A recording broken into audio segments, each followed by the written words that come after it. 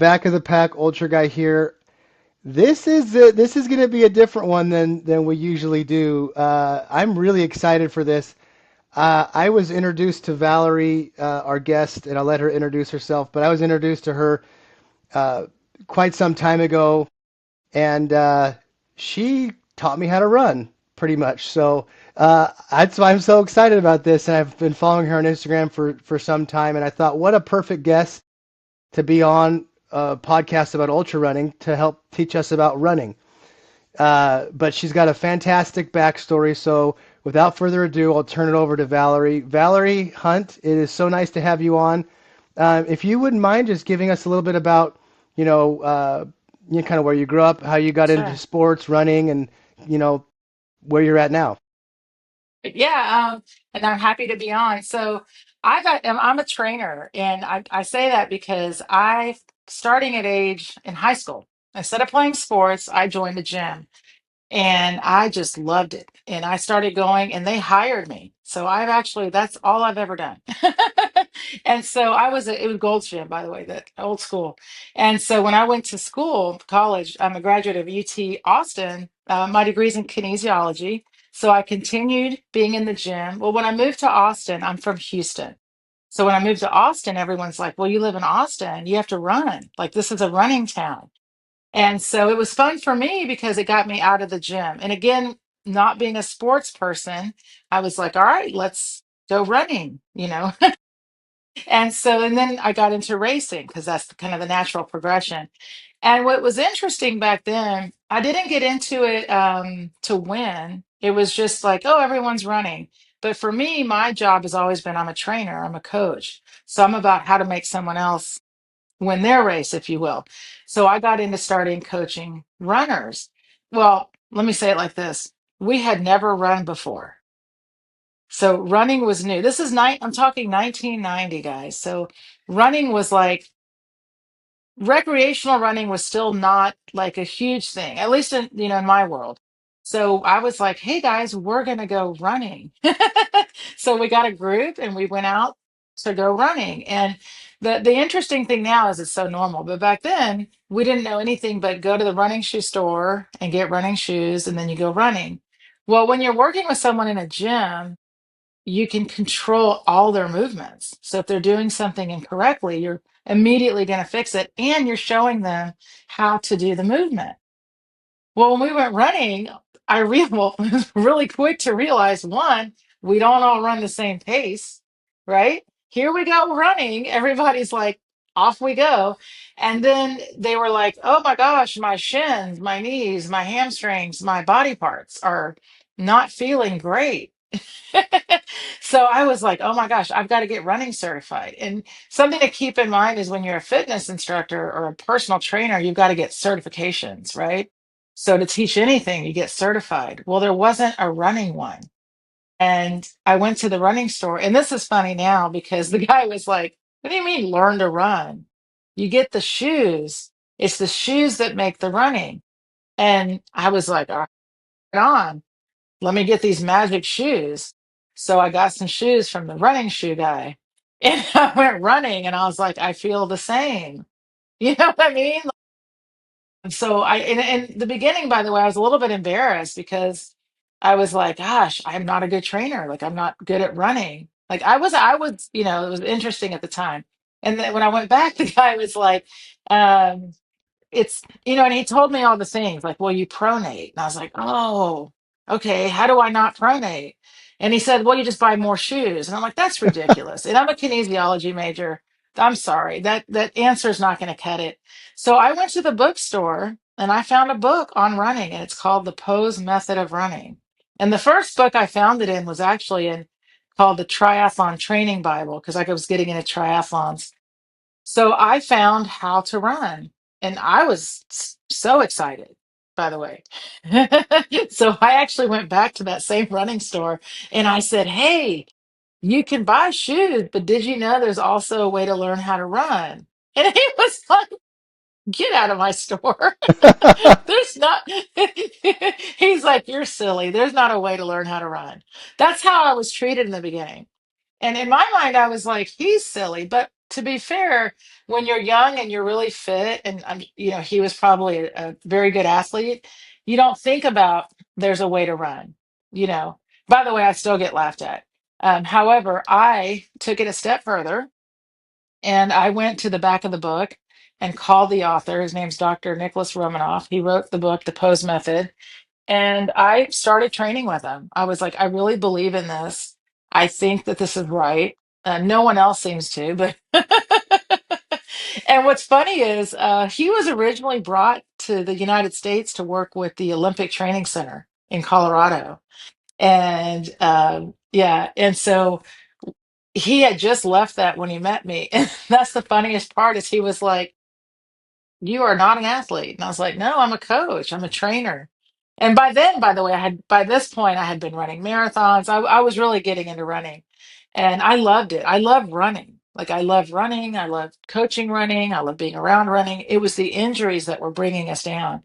So and I told him all I care about is helping people run pain free, which is still me today, by the way. And so it was neat because he had to change his mindset. He'd only been working with like elite athletes. Like most people that were getting running coaches was for programming, for how to win, not for how to run. So that is my background, and I do talk a lot, just so you know. But to be fair, what one thing that's amazing is, like you said, when you met me, and you said, and I told you, like, let me see you run, right? And I could see that you were, that's the thing, guys, with everybody is when you can see your movement and how to make your movement more efficient, you realize, why would I not want to be better? Yeah, no, it's so funny you bring it up that way because I remember when I first stumbled onto you, it was a podcast. There was these two gals interviewing you, and I just thought this is fascinating. And I looked, then I found you on Instagram. You gave your Instagram on the podcast, and I started following you. And I was like, this is so interesting because there was a moment in time when I was training for my first half Ironman. I would go out. To be fair, I didn't have a coach like programming me, so I could have also Yeah. been doing that wrong too. But I was going out running, and every time I'd run, I'm like, I'm doing this wrong. There's something I'm missing something. I don't feel like I'm doing this right. And then like the other side, the other angel, and the other side's like, what do you mean you're not doing it right? It's running. It's like, no. There's a mechanics to this. I kind Yes. of use an analytical side to it. I was like, I've got to figure this out. And you had a service where you would I signed up and you videoed me and you gave me this Mhm. coaching and it was like it was so eye opening to me when you gave me my feedback, which by the way I was so excited to get when I finally got your email back. I was like, oh my gosh, I've got to see what she says. But you broke it down in such a way that you showed me exactly mechanically what I was doing wrong, and it was like a rocket. Ever since Yeah, you showed me what to look for and what to do, I mean, I haven't had any major injuries. I mean, it's besides like sure. rolling out and Yeah, yeah, stretching yeah. things like that. But you know, um, yeah, I won't. This isn't my interview, so I won't continue to talk No, about it. it's But it great. I was mean, people need to hear that because, for example, when I first started running, and I worked out all the time, I was a trainer. So I mean, I taught fitness classes. I was very fit, whatever the definition fit. And then I got shin splints when I went running, and everyone's like, "Well, everyone gets shin splints." So you're like, "Oh, well, everyone gets shin splints. That's ridiculous." Like, you know what I mean? It's like you have to break in your shins. No, you don't. You really don't. But at the time it was like, and I tell people I was running before foam rollers. Like Trigger Point was invented in Austin. But after I'd started running, and the guy he has fibromyalgia, and he found that after he would exercise, if he would take a ball or something and roll it around the area, it felt better. So his wife started taking tennis balls and then she sewed them into socks so they wouldn't be rolling around on the floor. And that was the invention of the roller. Isn't that wild? I didn't But know that. yeah, but I'm so old, but when I was first getting into running, because I wasn't competitive, I think, I wanted just to help people enjoy running. Like you said, it's like if it doesn't feel right, and it's a stigma with it because everyone around you seems like they know what they're doing. right?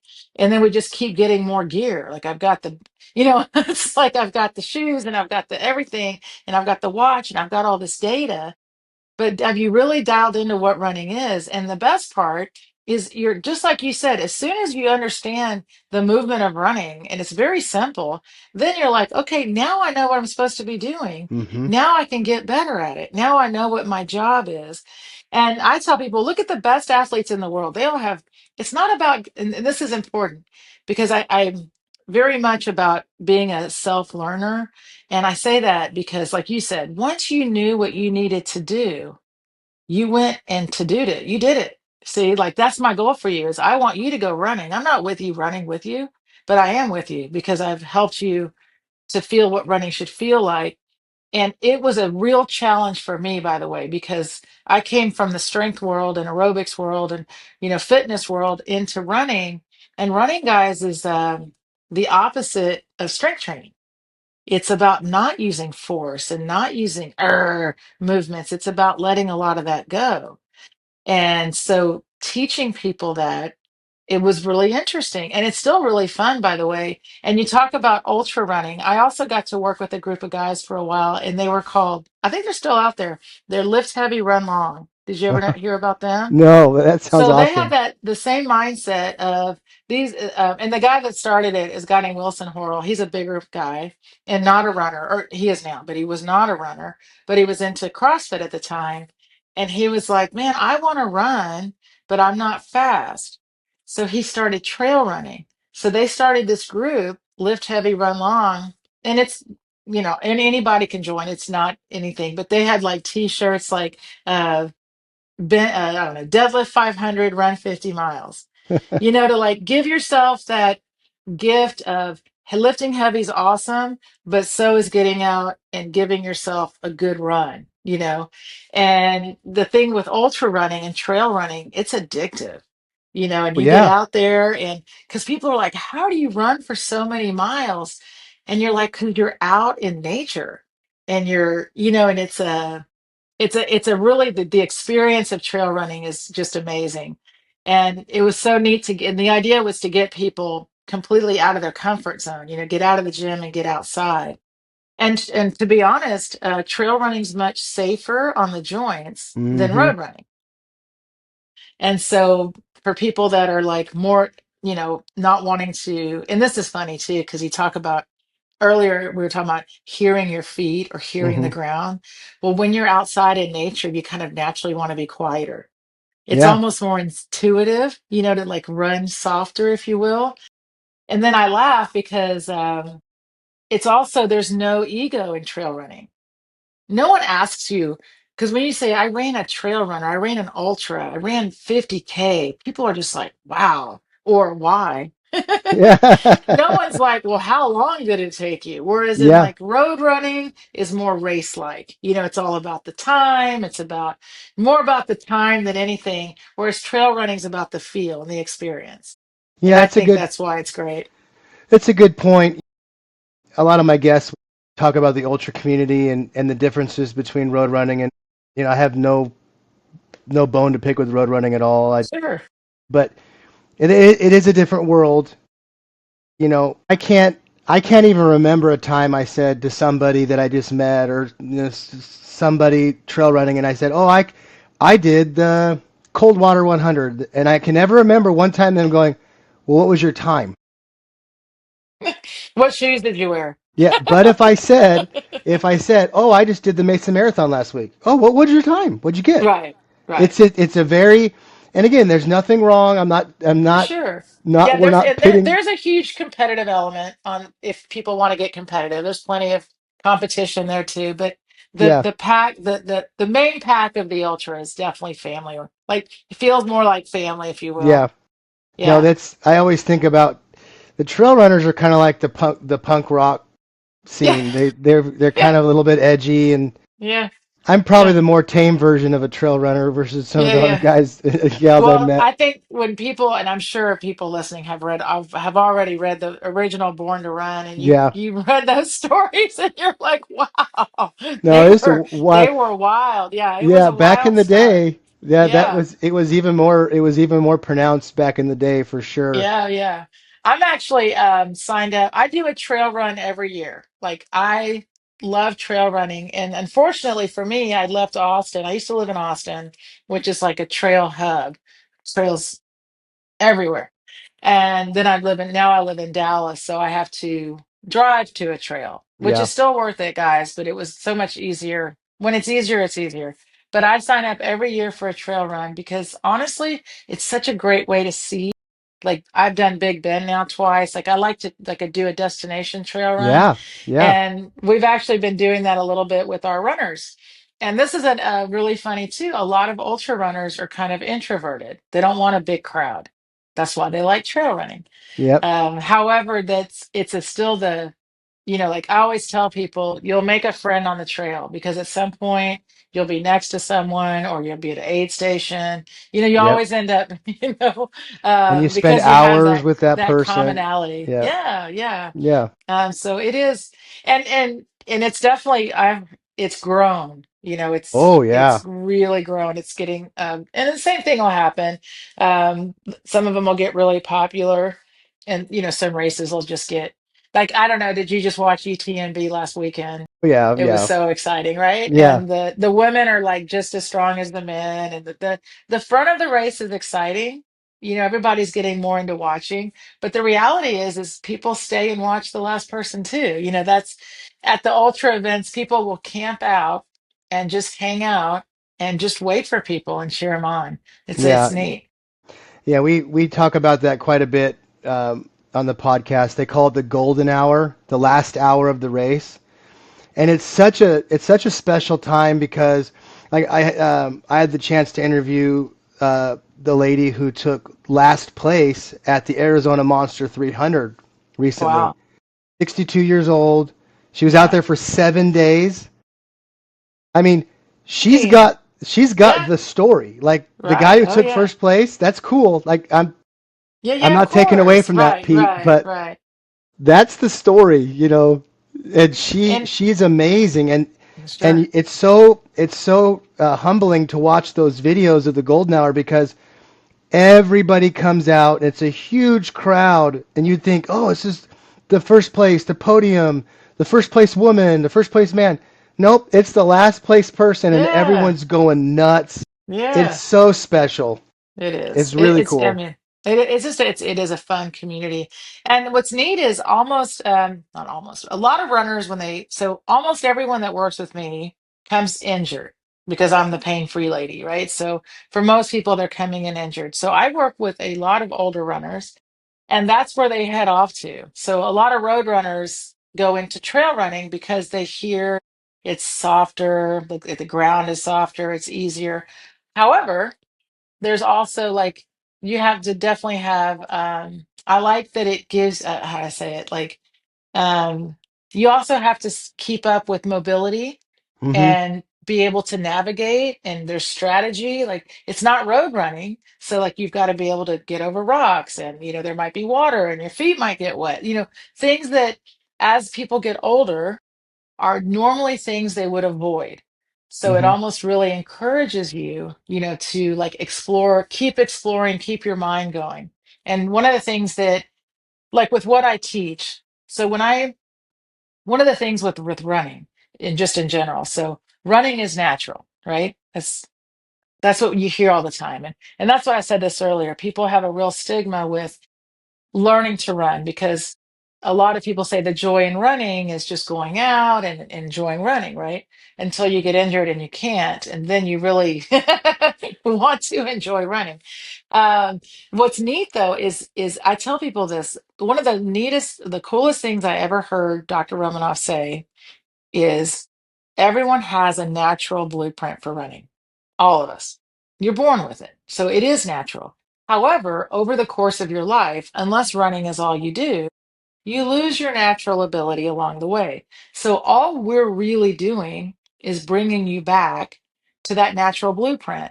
And in order to do that, you have to get back with nature because first and foremost, what I teach people is you have to reconnect with gravity. And you had the connection when you were young. You lost it as you got older. Because as we get older, we're scared to fall.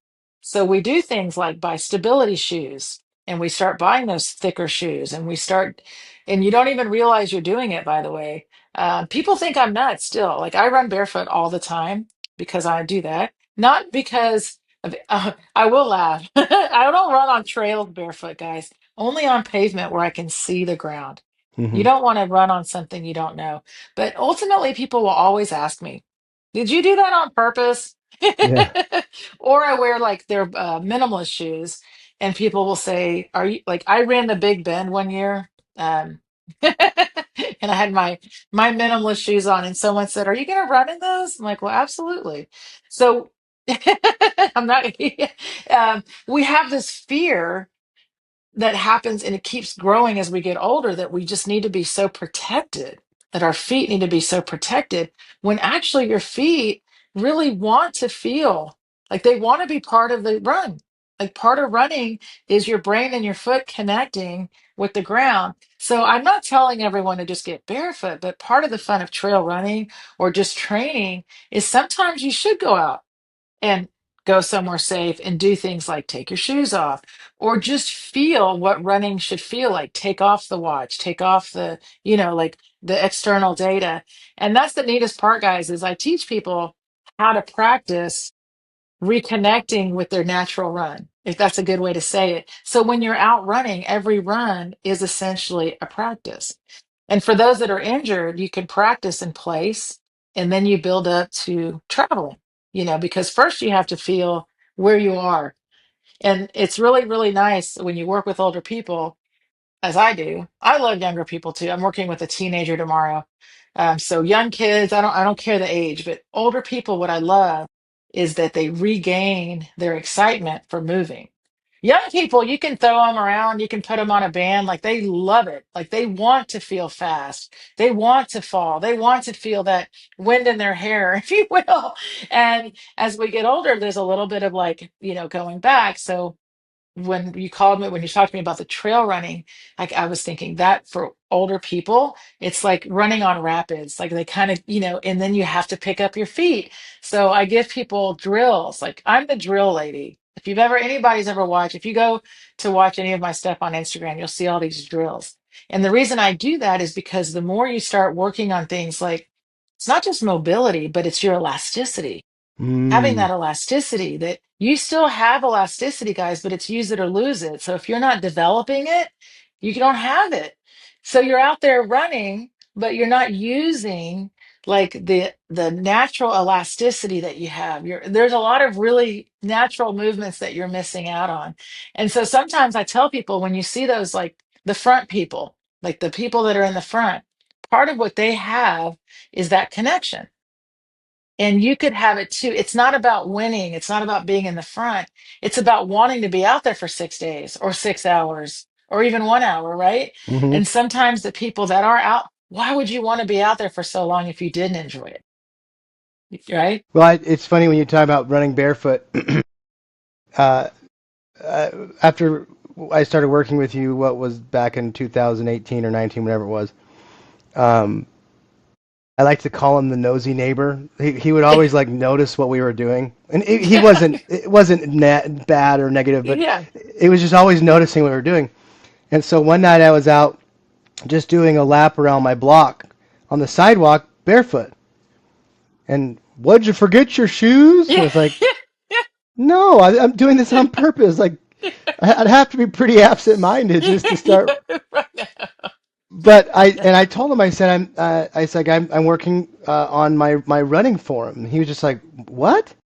And I was like, yeah, I'm learning, where my feet are placed, and if I'm landing too hard and if I'm picking up at the right time. And it was like I was speaking Greek or some type of Yeah. language, and he was just like, what are you talking about? So I definitely was labeled as a crazy person. I was running in the five toe shoes, five finger shoes, and all that good stuff. But you mentioned Born to Run at one point. So Barefoot Ted has that company Luna, the sandals. Oh, yeah. Yeah. Those are my favorite things. I showed up to the Pat Tillman run this a couple years ago, last year I think it was, and I went with a group of friends, and we're walking to the event because we had to park ways, and we walked to the event. Anyway, and they kind of clunk, clunk, clunk as I'm walking along, and they look down and they're all, "Where's your shoes?" I was like, I wear these. I'm gonna wear these for." They're like, "Are you sure?" I was like, "Well, first of all, yes, I'm sure. And if someone's gonna be wearing sandals, they're probably pretty sure." But it, I can't even describe it. It's just instant feedback to your brain about the way you're running. It You don't need to watch a video of yourself running. You don't need a friend like, staring at your gait. You know exactly where your foot's hitting, how hard you're hitting, and you give it about 100 feet and your gait and your movement just change because your body starts to go, well, that's not the way to do it. We're not going to make it 4 miles if you keep clob stomping around. And at least for me, I always do a tune-up run, you know, with the sandals just to kind of Well, catch myself and remind myself of what I should be doing. I have to, I'll disagree with you just a little bit there because that's what I do is watch people run. So I want to say, but I just want to, but it's a good conversation though, because honestly, if you just took your shoes off and ran barefoot, you're going to break your feet. You just are. If you took off and ran 4 miles barefoot, you're going to break your feet.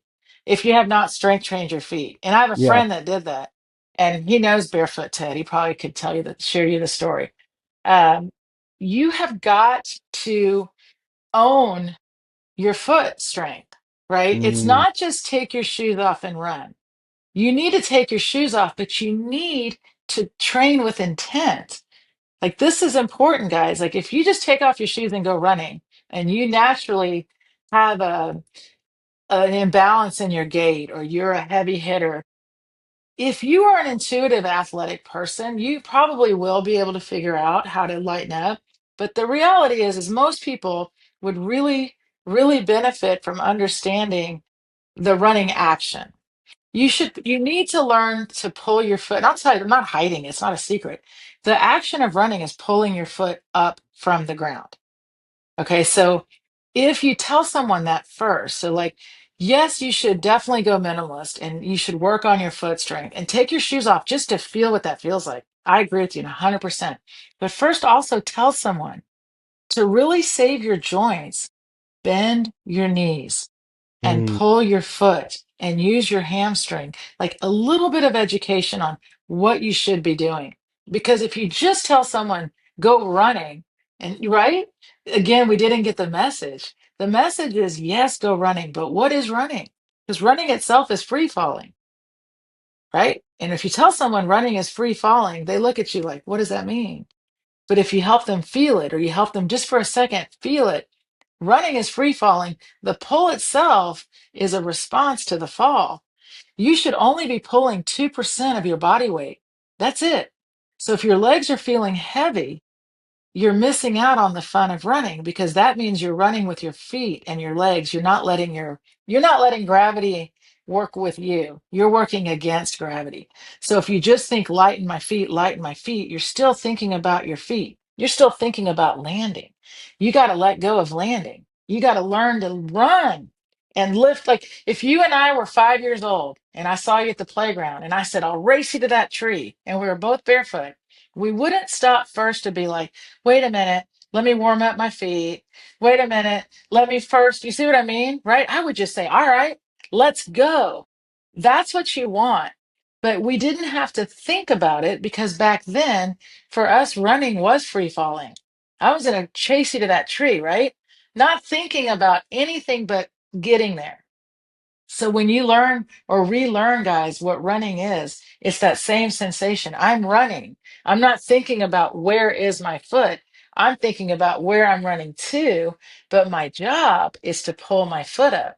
So what starts to happen is you're lifting your torso, you're looking at you're basically taking your body weight and you're lifting it up and you're traveling forward and your feet start to pull and they feel light and they feel quick and they feel elastic and it feels fun. So that little bit of just helping someone with like, how should it feel, helps so much. And I was fortunate enough, I've gotten to work with several blind runners, vision impaired runners, blind runners, where you're actually strapped to them. You know, you're tethered to the runner, obviously. And the idea was to help them feel what running should feel like. They obviously aren't going to look for anything. So how does it feel? And I got to like hold them and like lift their torso and help them feel like I'm going to pull you with this band and you're going to pull your feet. And it was so fun. And by the way, these people were athletes. They're way faster than me. So I'm like, well, then pull me. Right.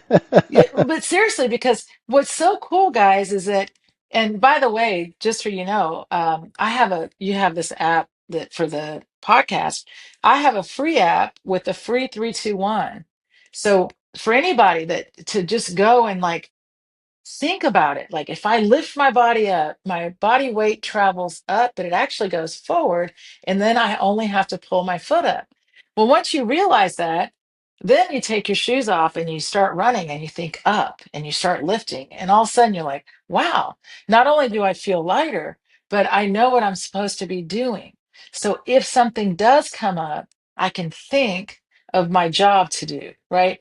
And I tell people it's like weightlifting, right? If you were going to do like say a squat, and you'd never done a squat before, I certainly wouldn't be like, well, here's a 50-pound bar, throw it on your back. Let's go, right? Yeah. And so it's kind of this to me. So I'm like, it's the same thing in running. Don't just take your shoes off first before you do that. Let's put you in the right position for running and let's help you feel how running should feel, right? So that's what I wanted to get at with people because now, to be fair, I don't think you should make your friend watch you. But and you're right. And I really, really, really have mellowed out in my old age, just so you know. um, because I, like I said, I want people to be self-owning of their movement, but I want you to know there is an actual movement, right? It is a pull movement using the hamstring. And 99% of runners are out there, unfortunately, using the wrong muscle. Most people are out there running with quads and they think they're supposed to use glutes and quads, and they're putting so much active work into their running. And that's really where you get messed up. So I always tell people like the fun of running is letting go. I like that. And once and letting go, getting yourself back to that place of like I said, like when you're a little kid and you just tear out the door to go running, right? And to get back there you have to learn, and then you have to like learn and release. And then you can go out and practice. And by the way, the fun part is with the pull and the up, when you're out on the trail, it saves you from falling, like actually tripping and falling, because if your knees are bent and you're pulling your feet up, your feet stay under you. And then it's almost like you're on a unicycle. Like your feet are under you, and then you can move with your hips and your torso, right? And navigate what's going on. Yeah. I've always wanted to ask you when I started using the pose method, I felt like my gait wasn't as long. Like my feet, I'm not reaching out. It felt like it almost felt like, and please correct me in my terminology, but it felt like I was taking smaller steps. Yeah, you felt prancy. Yes. Yeah. That's the challenge of learning how to fall. And it's a great conversation. When we first started taking pose out, like doing clinics, people would take a class, and during the class they'd be like, okay, this makes sense, I get it, like I feel it, I got you. And then they'd go run, and then they'd call me or email or whatever and be like, oh my god, one, my calves are killing me. And two, I feel like a prancing pony, like my friends are all making fun of me, I don't know what you did to me. um, Again, it goes back to this: if you want to run faster or increase your stride length or run longer, any of the running, you have to let go of the ground. So, and this is like just kind of what we were saying before. When people first start to learn pose, it's pose, fall, pull. And guys, pose is the figure four. So any runner, anybody, doesn't matter, goes through the pose. That's how pose was discovered. Every runner, no matter the speed, no matter the distance, goes through that figure four. The most efficient runner recovers the figure four as they land on the ground. And then they fall forward. The body only falls on the ground. You're like on on one foot, you fall forward, and then you pull your foot. Then when you release the feet, the legs separate. Only if you release the feet do the legs separate. This is really important. So if people are feeling choppy, like they're out there, I'm like, I get this all the time. They're like, I'm pulling, I'm pulling. I had one lady tell me her cadence was like 200 and she was going like a 13-minute mile. I'm like, well, you have to think that's wrong, right? Yeah. Like your feet are just moving like a duck. Like you're like a duck, like your feet are moving under the water and you're just not going anywhere. It's because you forgot to take your torso and lift it up to travel forward. And this is the key for everybody out there. 68% of your body weight is from your hip to your head. And 99% of the runners I work with take their weight and bring it down. It's the strangest thing. There's so much tension in your torso and your head. You've got to pretend like there's a skewer running through the middle of your body and you want to lift it. You want to lift it a little bit higher. And what's amazing about that is as soon as you do that, you'll feel it. All of a sudden, you're like, oh my goodness, I feel lighter. I'm pulling my feet up frequently. However, I am going somewhere. And this is important because let's just take marathoning. We'll go with sprints to marathon to ultras. Okay. So a sprinter, for example, Usain Bolt, one of the greatest sprinters in the world, his cadence for 100 meters was 280. And you know how fast that man ran, right? So this is important for people to understand. The reason that his cadence was so high, 280, that's insane for 9 seconds, 9.5 seconds, um, is he could let go of his foot almost before it touched the ground. Like that was the skill that man possessed. And these sprinters today, they have it also. So because he could let go of his foot, his leg would separate like an insane amount and then they come back together. That's elasticity and range of motion. You have to do both to have a stride length. So if you're picking up your feet, your cadence is going up, and you are not getting any faster, you are actually trying to do the job of the hamstring. So because of that, you can't travel because you're sitting there trying to do work that's not your job. And that is where runners, if they would do the 3-2-1, guys, I'm telling you, it's free and it's available. It's great. You are spending time. You only need to actually use 10% active muscle contraction when you run, and you guys are using 90%. Almost everyone I do a gait analysis of is using 90% active muscle. And when I bring you down, I get people very quickly down to like 75, then down to 50, then down to 40. And I'm telling you, as I get rid of your active muscle contraction, and you start to just use your own natural movement, that's where the magic is. And it's not about your pace. You're going to get faster. It's a byproduct. It's about, like you said, having some range of motion, feeling like you're running, not just feeling like I'm pedaling really fast on a bicycle, like I'm spinning my wheels. You want to feel like, and let me say this. So a marathoner will say, Eliud Kipchoge, still amazing. He ran a 2:08 last weekend. He's 44 years old, but we know he ran the 1:59. His cadence is 185, and he's running a four something pace, sub 5 minute mile, right? And his cadence is 185, 184, 185.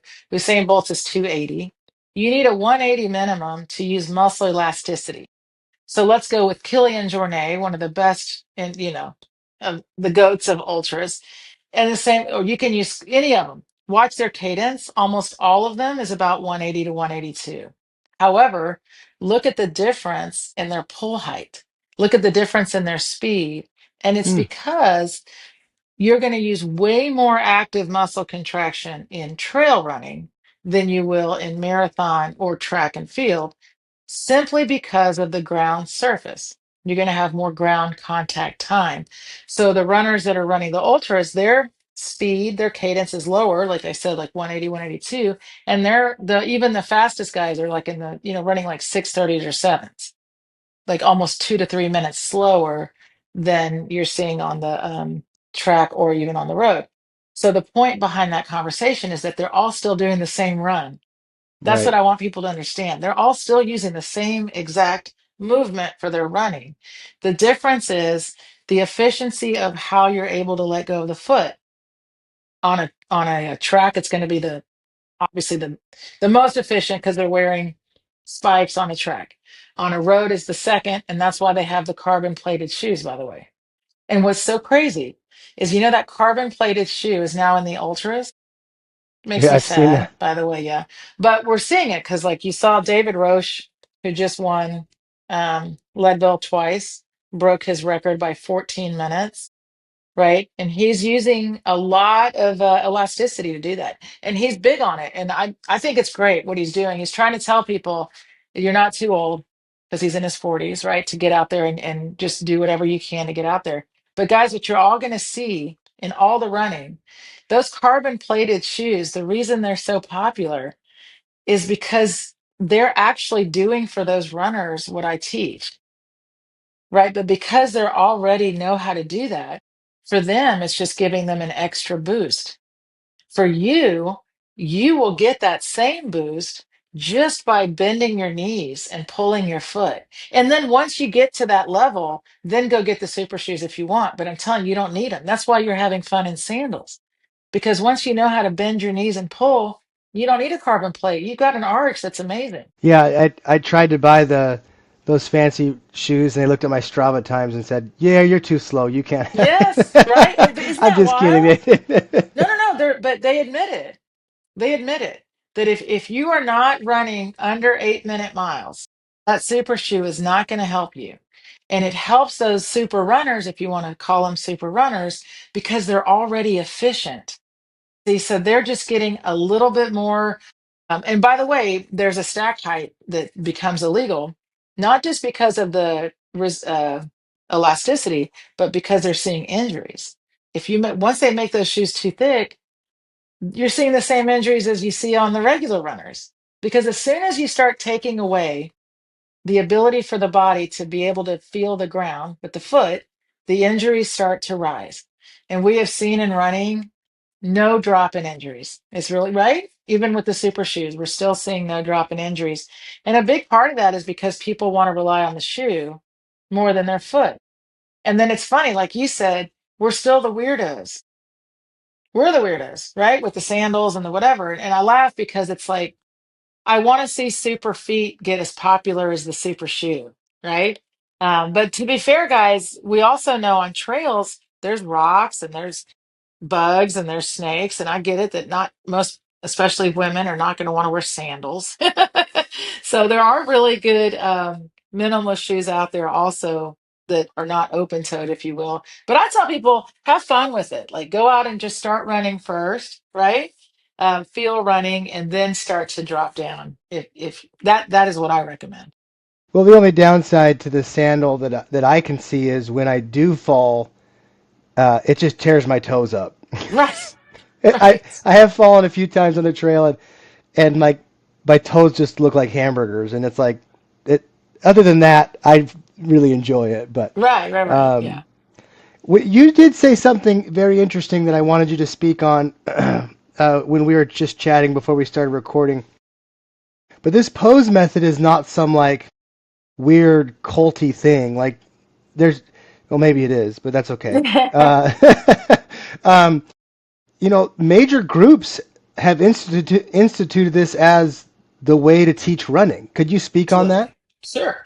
So we started in 2008 with CrossFit. So that would in the beginning that so CrossFit had an education series for a long time, actually until about 2017. And we would go around and teach Ho's method of running to CrossFit communities.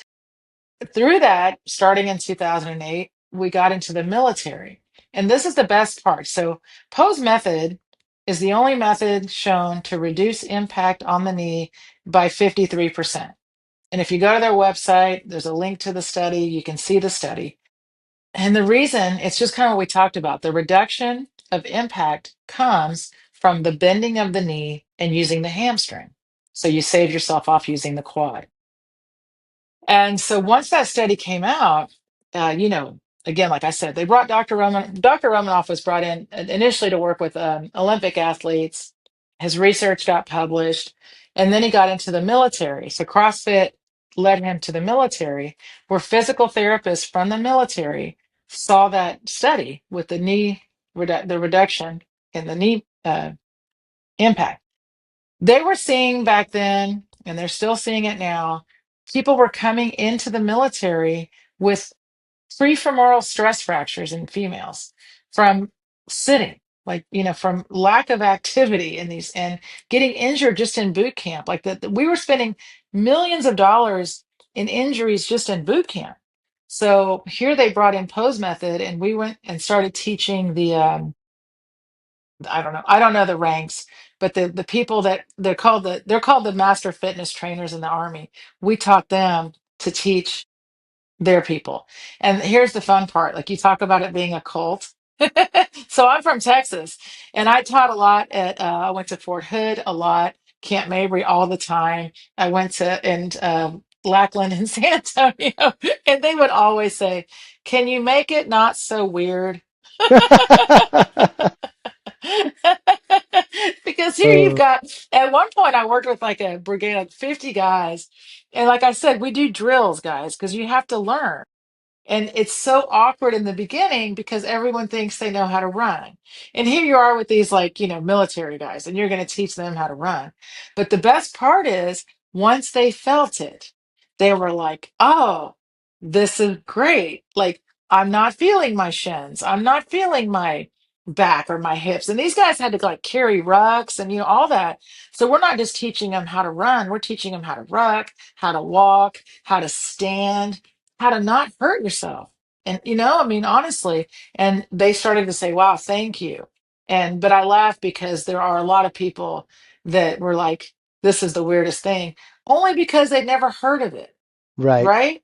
But I'm telling you, like, when you meet a trainer, like anyone that would go to the gym, say to get a trainer, and the trainer said, I'm going to show you how to use this machine, they wouldn't think that was weird, No. right? Whereas even me as a trainer, I always thought, how do you need to learn how to use a machine? You want a trainer to show you how to use the free weights, not the machines.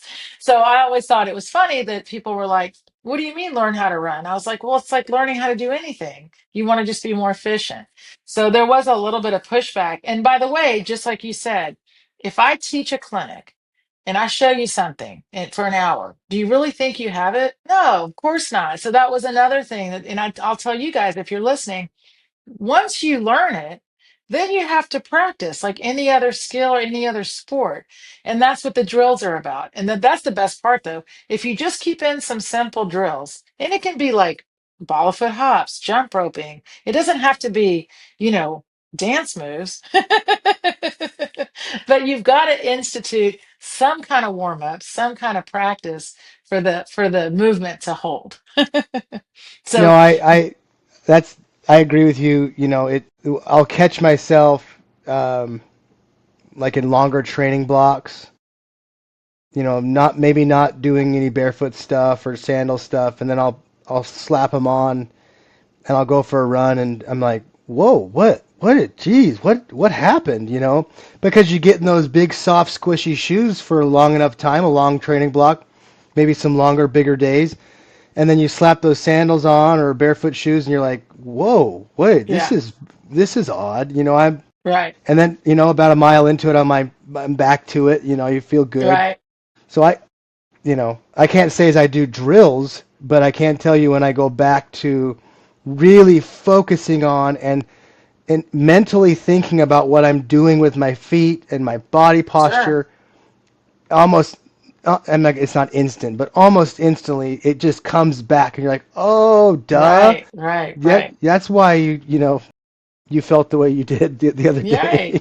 right. And by the way, those of you, and I know we're getting to the end here, but those of you that are going to try to do some of the pose stuff, pose is the, we don't like to use the word posture, but the pose itself is an easy thing to practice. And think about it. If it's 1,500 steps a mile, I need to be in the same position every step. Why would I not practice the position I need to be in every step for 1,500 steps a mile? See what I mean? So I'm like, you can practice. It's very simple to practice, and it only takes like 5 minutes of your time.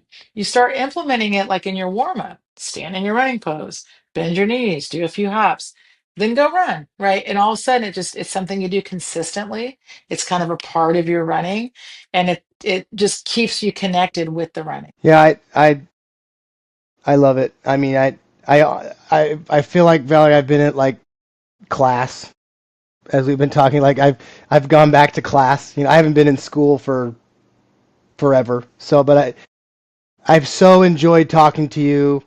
I mean, like I said, I've followed you for so long. It's been so fun to actually be able to sit and chat. Yeah, thanks. um, but one thing I want to do before we stop. Would you mind letting people know? You've mentioned the app. Would you mind? And I'll post it when I do it to YouTube and to Sure. the podcast app. I'll put your Instagram. But would you mind just telling people how to find you, and kind of shout out what exactly the app, the name, and that good stuff. So I'm RunRX. So I'm Facebook, Instagram, X at RunRX. Website is runrx.fit, and the app is called RunRX Academy on where you download apps on the App Store. Nice. And on the app, I've got the, like I said, I've got the 3, 2, 1, and then it's also got a warm up and a recovery. And the reason we did the app is because I've been putting videos out on social media now for, gosh, a lot of years, like 15 years. And so we thought, let's try to organize it. So Hmm. otherwise, because if you go on my, and by the way, I mean, I try to just, you'll see, I really try to keep it very short and concise and clear. But if you go to the app, it's a little more organized. Like here is what is pose, and here's the 3, 2, 1. So if you're interested, that's definitely the way to go. If you just kind of want to see some fun drills, just check out the social media. I love it. And one thing I do with my guests is I send them a gift for coming on. So I'll connect with you offline and get your mailing information and send you a gift from Death March Running Company. Great, thank Um, you. yeah, I just really appreciate it. I know you're busy, and your time is valuable. So it's just a way to say thank you. But Thank you. I really can't thank you enough. This has been kind of like meeting a celebrity for me because I've been following you for so long. I know and by the way, it's so nice that you're doing this for other people. Like it's really coming around full. It's a great community. Yeah, no, it is, and I really the idea with this whole thing is just trying to humanize this for everybody because Sure. when you're getting into something like ultra running, that even CrossFit, any one of these kind of community type places, Yeah. it's big and scary, 100 Right. miles, Right. 200 miles, Right. and so we're And you're trying to right. humanize it and make it a little bit less scary for people, and especially people like yourself who've been beating this drum for so long, where it's like, guys, you don't have to blow out your knees. You don't have Right. to Right. kill yourself out there. This can be enjoyable. This can be Right. fun. It should Right. be. It should be. Right. It Yeah. should be fun. It's an escape. All right. Yeah. Well, Well, thank you so much. no, thank you so much, and I'll let you go. But again, I really appreciate your time, Valerie. This has been so much fun. Thank you. Thank you. Take care.